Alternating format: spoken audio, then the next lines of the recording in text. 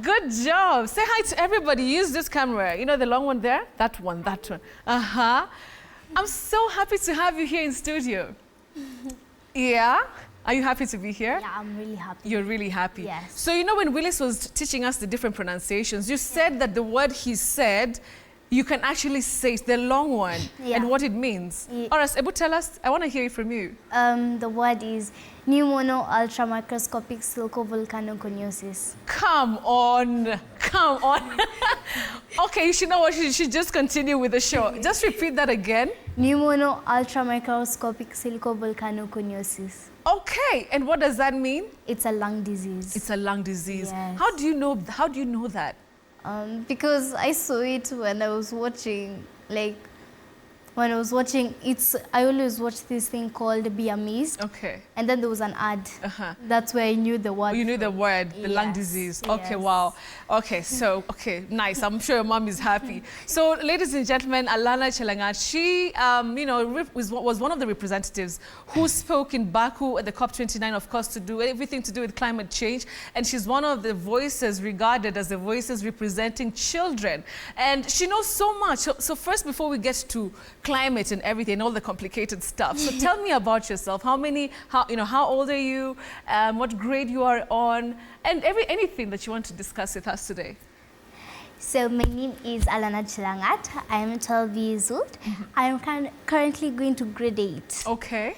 And I school at Sun and Shield, the academy that is located in Kabarak. Okay. So I am 5 things. I am a young climate change advocate. I am an author. I am a podcaster. I am a child to my parent. And I am a child to the Most High. Amen to that. Oh my goodness, that is such an amazing introduction. I can see your mom is so happy and so proud. Oh my goodness, and how do you find the time to juggle all in between all these things at just 12 years old? Why do you do all these things? Podcaster, an advocate for climate, a good girl and daughter to your mom and dad. So talk to me, how do you juggle between all those things? There's this thing called time management. So let's plan what I'm going to be doing. I wake up at 7 every time and I sleep at 9. But today I'm not gonna sleep at 9. Obviously you're here, you're gonna be sleeping later. Oh my goodness, I mean, it's so lovely speaking to you. At 12 years old, you've been able to conquer so many skies. So let me ask you, so first of all, where did the love of climate come from? You know, people regard it as a very complicated, thing, topic, phenomenon. How did you start liking climate?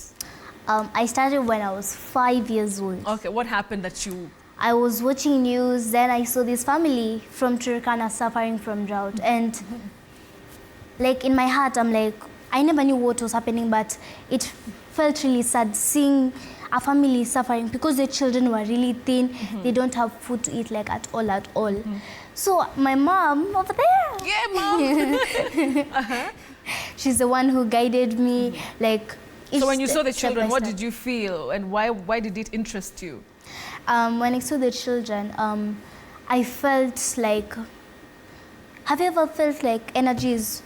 Yeah, you feel weak. Yeah, you feel weak all of a sudden, then you feel that strength energized. Coming. Yes. So I was really I really wanted to know what was happening because at that time I was like, what is happening? Why are they like this? Why are they thin? So my mom taught me about drought, climate change, and I got to know about it every day because she used to teach me every day. So you got an interest and you wanted to figure out where are all these things happening. Yeah. Okay, and so how did you, so after you got that energy, your 5 years. Yeah. From 5 years till now, what are the first things that you started doing to understand, climate change more? Did you start, of course, maybe researching, but did you start speaking about it maybe to your friends? How did you just make sure people around you just know what you're now interested in? In my school, I started creating awareness in my school. I have a club called the Climate Change Educational Club, where I teach children about climate change and simple things they can do to save the environment. Okay. Did you start the club yourself? Yes, I started the club myself. And also in my school, I have cultivated more than 25,000 seedlings. You're kidding me. No. Oh my goodness. You know, ladies and gentlemen, I'm feeling like I'm yet to start doing the right thing. So that is amazing. And so you do it together in the club, together with other kids. Yes. And so do you think they understand your calling? Do they understand your passion? And how do you make them be interested in doing the right thing? Like the small things, don't throw the plastics, don't do this and that. How do you make sure that they are interested? Because like, okay, in our school, we are really disciplined. I can tell. Yes. So, like in my club, it actually took a bit of time. Because like, you know, some children are always like, I don't really care. Whatever. I'll just throw it. Yes. Yeah, but it took a long time. But nowadays, they're really disciplined. Okay, I love that. Okay, so you know what? We'll take a short commercial break, but we're coming back because I want to know about how you got to represent, you know, Kenya, the continent, you know, at the COP29, and so much more, right? So we'll take a short commercial break. I mean, I'm excited to be in this conversation, so don't go away. We are back with Alana.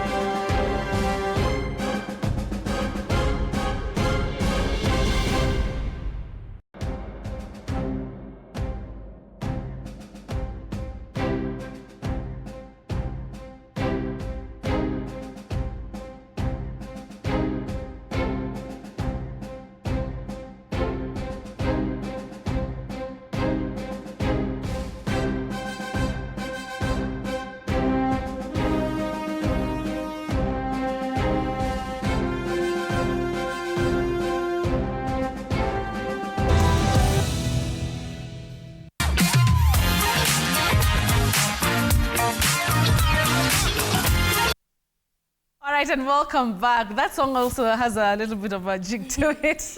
Right, Alana? Yes. All right, so I'm here with Alana Chelangat, in case you're joining us. She's a climate change advocate and very passionate about, the climate and everything. So you start your club in school. Now you're getting other people interested, other kids. You've planted, what, 25,000 seedlings? Yes. Oh my, do you have a target? Is there a number that you want to, how many do you want to 1 do? 1 million. 1 million? Yes. Does the government know about you? Does the president know about you? No. He should know about you. 25,000 is a lot, and and I know you're gonna do the 1 million. I'm sure. Okay, so now let's come to you going out of the country. Where have you spoken? I know you're an advocate for something. I can't remember the full name, but as a young voice, when it comes to climate change, where have you spoken? What opportunities have you gotten since you started this, this passion of yours? Like lately, for an example, I've gotten so many opportunities to speak, like in the African Climate Summit. I spoke in the Earthwise Summit, and also in COP28 that happened last year. Last year? Yes, I had an opportunity to speak. And this year in COP29, it was a little bit scary and also exciting. And the reason why it was scary was because, you are one of the youngest child and in a very big event. Yeah. And there are so many grown-ups. Because maybe when you're with children, you're okay. Yeah, you can calm down. But when you're with grown-ups, yes. You have to breathe. Yeah. So how was the first one when you spoke? How was it? Was it so many people? And how was the experience? And what stories did you give them about your country and your passion? So I was a panelist. I was invited as a panelist in 2 sessions, and one of them, an organization called Alana, my name. Yes. And that organization is found in Brazil.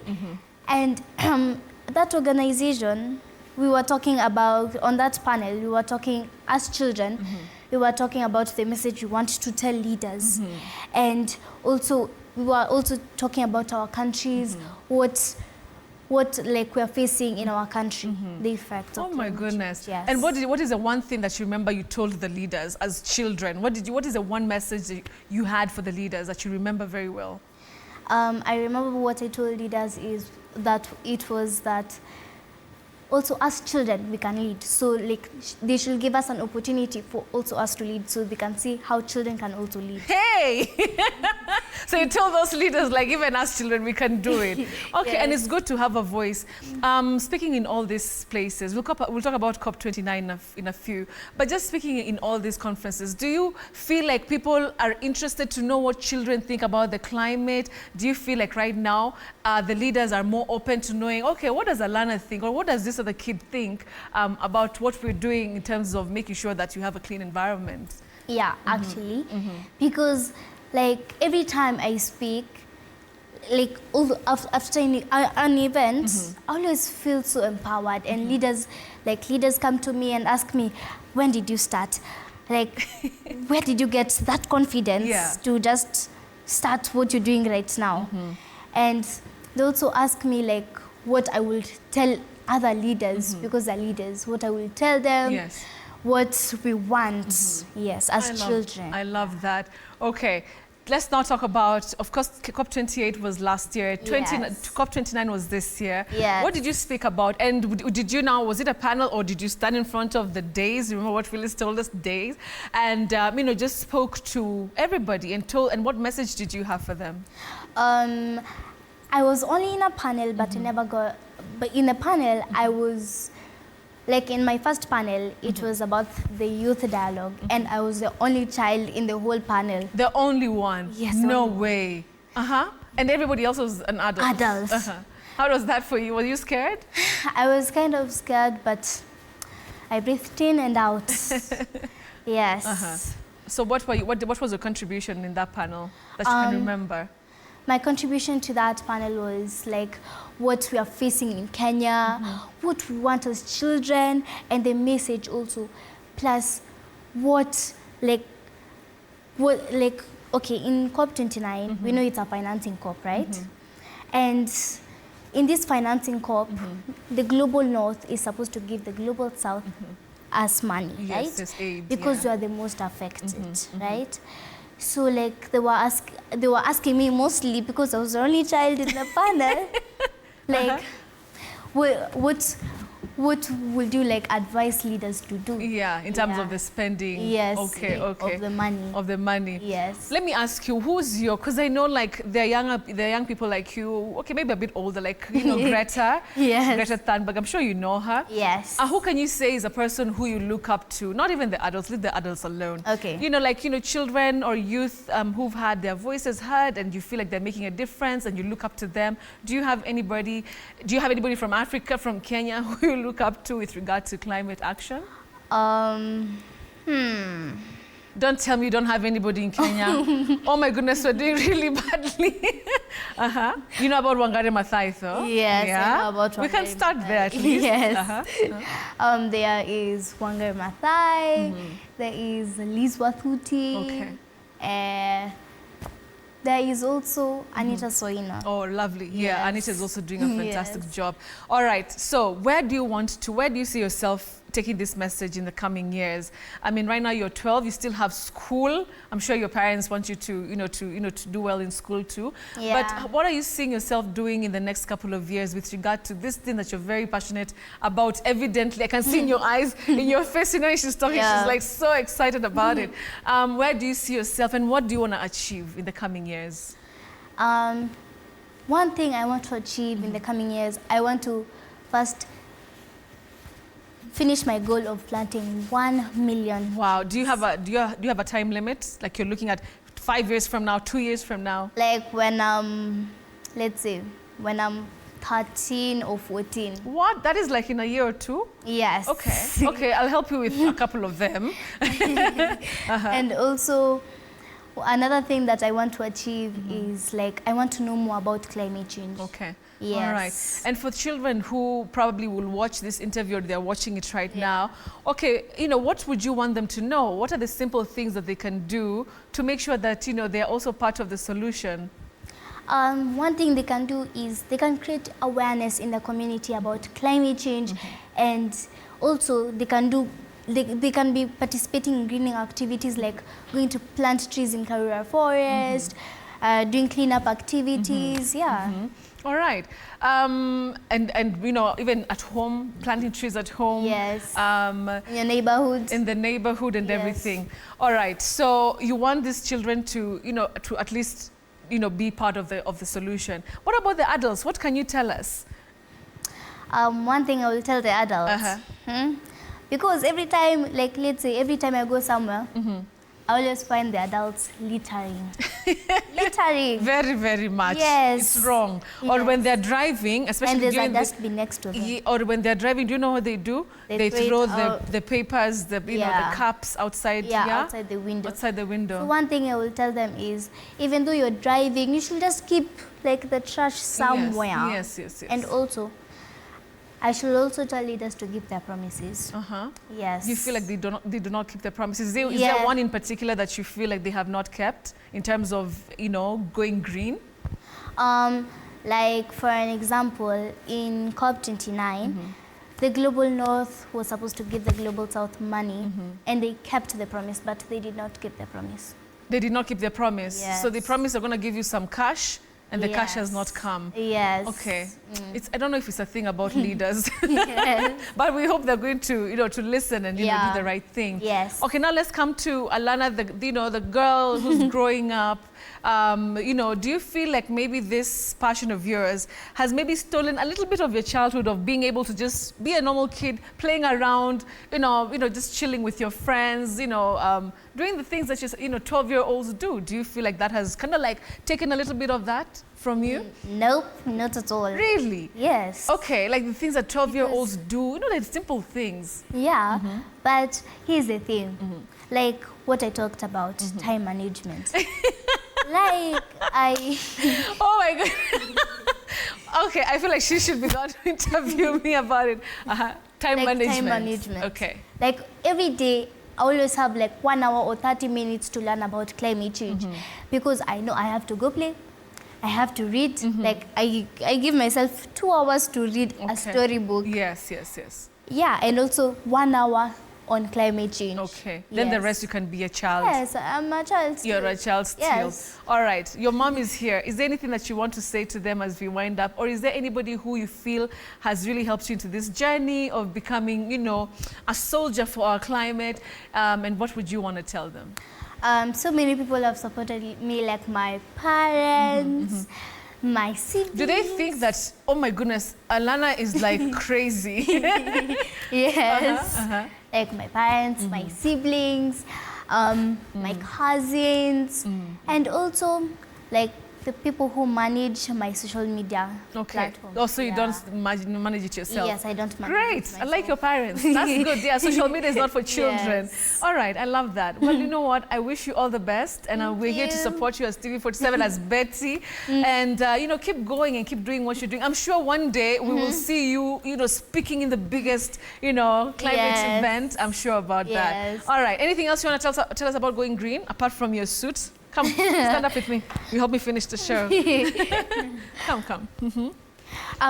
One thing I will tell everyone is to follow your dreams. Whatever you want to become, just be it, because it's never too late. It's never too late. Yes. Whether you're 12-year-old or my age, I would say it, or you know, older. Yes. Always follow your dreams. Yes. Oh my goodness, it has been so wonderful having you, ladies and gentlemen. Alana Chelangat, please check her out. All the social media pages, as you've heard, they're being handled by grown-ups. So of course, we have a lot of interesting stuff there that you can learn about the environment. And I salute you. Good job. High five. Thank you. Let's go. All right, so finish the show for us. Bye-bye. Have a Merry Christmas. Have a Merry Christmas. All right. Thank you so much for watching. This has been This Friday. Really appreciate you guys and see you again. Okay, I'm going to be around, so don't worry. Yeah. So thank you so much and have a lovely evening. God bless you and be kind to one another. And take care of the environment and don't throw cups and plates, paper bags out the window when going to Shago. Yeah. And then to play for takataka vizuri. Good night. Good night. Bye. Oh, that was...